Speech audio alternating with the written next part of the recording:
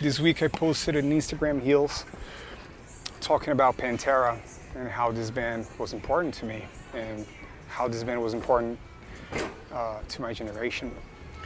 And 90% of people supported me and was by my side, but a few people just heavily criticized what I was saying. And one thing that I noticed is that actually Pantera really don't fit this generation because everything is so comfortable, everything is so soft, everything is so easy that actually everything is really hard for them. I don't remember the philosopher that said that the more comfortable we get, the more easy things we have access to, the more soft we become. And my generation back in the 90s, I grew up in the 90s, I was a kid in the 90s, and my generation didn't have that. The impression that I get is that my generation has a lot to do with, and we had our ways to deal with it. And Pantera was one of these ways. You know, of course, I got the bad side of it too, because as a Pantera fan, I used to drink a lot. But I dealt with that with no problem. But I actually thought when I was a kid, in my early 20s, I thought that maybe I have an alcohol problem. But, you know, I dealt with my issues some other way.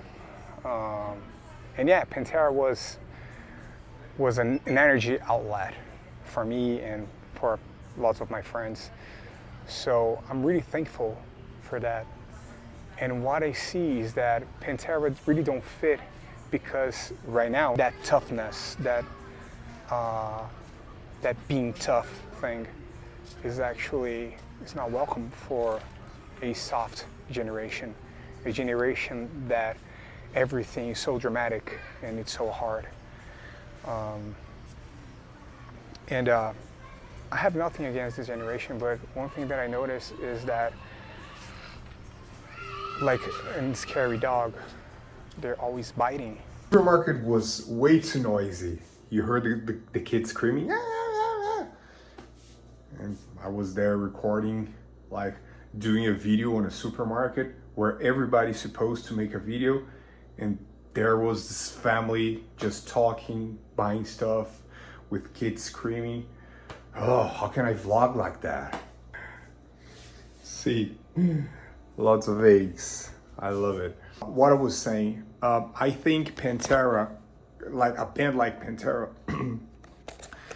doesn't fit on this day and age because everybody's way too fragile, you know?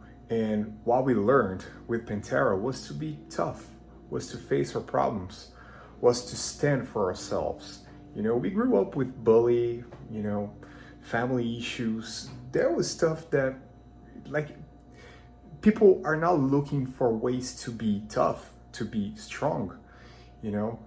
People are now looking for reaching high levels of confidence and power. You know what I'm saying? And so that's why I think Pantera is like, you know, cancel culture. That's why I think Pantera was on the target of these kind of people. And after the day Phil did that, you know, the gesture on Dime Bash, something clicked in me, man. I couldn't listen to Down no more. Not only Pantera, I couldn't listen to bands that I love that Phil is involved with, you know? And I was like, man, I can't believe he did this, you know? Like, I couldn't separate things, you know? Until the day I saw a video of that particular day, moments before he did that, and there was this group of people provoking him. And people talk this kind of thing about Pantera for years, man. And of course he was drunk and people were pushing him. So he did that because as a response, because he was triggered. So I'm not trying to get easy on him, but I don't stand for that gesture. But I can see the other side of the coin. You know, I don't think that dude's a bad person. You know, when you grow up watching the interviews, watching the home videos, those guys were not bad people, man. Actually, they were pretty cool to each other and to fans and, you know, people from all over the world. I met Phil in Brazil, and he was a super nice guy, and he was super nice to everybody around him. So I don't know, man. I like to see the better side of people, you know. Try to see the good side. It was a really important band to me. Vinnie Paul is a huge influence on my drumming. And I think people nowadays, they don't want to talk. They don't want to see. They don't want to see your version of things. They just want to cancel. You know, they just want to, you know, push people away. The world is all polarized, and I think the world is gonna fix this somehow.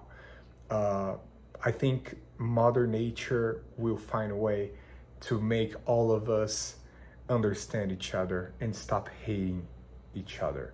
That's what I think. If you have someone around you that thinks different from you, try to talk to them. You know, try to think with your own head.